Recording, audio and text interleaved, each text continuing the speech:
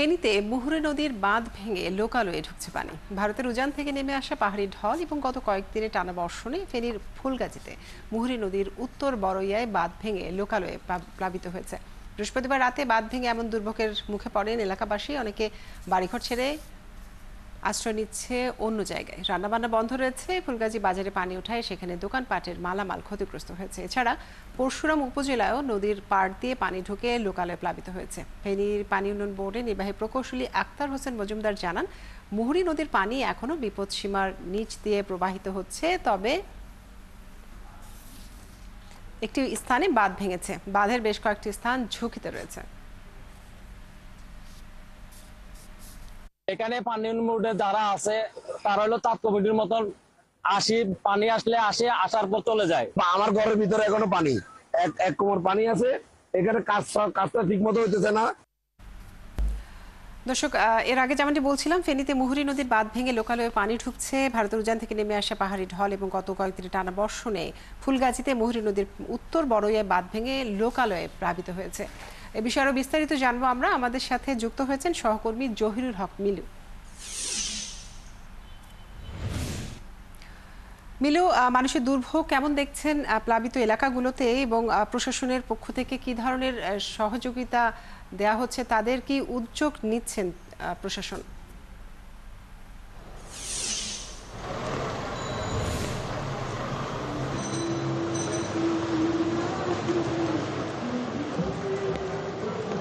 কাজরি, আপনি জানেন যে ফেনীর মুহুরী নদীর পানি এখন বিপদসীমার নিচ দিয়ে প্রবাহিত হচ্ছে। অর্থাৎ পানি যে লোকালয়ে যে পানি ঢুকতে শুরু করেছে সেটি এখন কমতে শুরু করেছে। অর্থাৎ এখানকার যে মুহুরী সেচ প্রকল্প রয়েছে সেখানকার 40টি গেটে ইতিমধ্যে খুলে দেওয়া হয়েছে। পানি নামতে শুরু করেছে এবং এখানকার যে পানি উন্নয়ন বোর্ড রয়েছে তারা জানিয়েছে যে পানি যে বিপদসীমার এখন নিচ দিয়ে প্রবাহিত হচ্ছে। অর্থাৎ নতুন করে লোকালয়ে যে পানি ঢোকার মাত্রাটা কমে আসছে এবং প্রশাসন পক্ষ থেকে যারা ইতিমধ্যে যেসব এলাকায় পানি প্রবেশ করেছে সেসব এলাকায় শুকনো খাবার দেওয়া হয়েছে এবং এখানকার যে ফুলগাজী পাইলট হাই স্কুলকে আশ্রয়ন কেন্দ্র হিসাবে ইতিমধ্যে ঘোষণা করা হয়েছে এবং আমরা পানি উন্নয়ন বোর্ডের সাথে কথা বলেছি যে 2-1 দিনের মধ্যে যে স্থানটি ভাঙন দেখা দিয়েছে সেটি মেরামতের তারা কাজ শুরু করবে এবং এই বিষয়ে একটি স্থায়ী বাঁধের যে দাবি দীর্ঘদিনের এলাকাবাসী সেই বিষয়ে তারা বলেছেন যে তারা এই বাঁধকে স্থায়ী একটি টেকসই বাঁধ করার জন্য তারা মন্ত্রণালয়ে প্রকল্প দিয়েছে।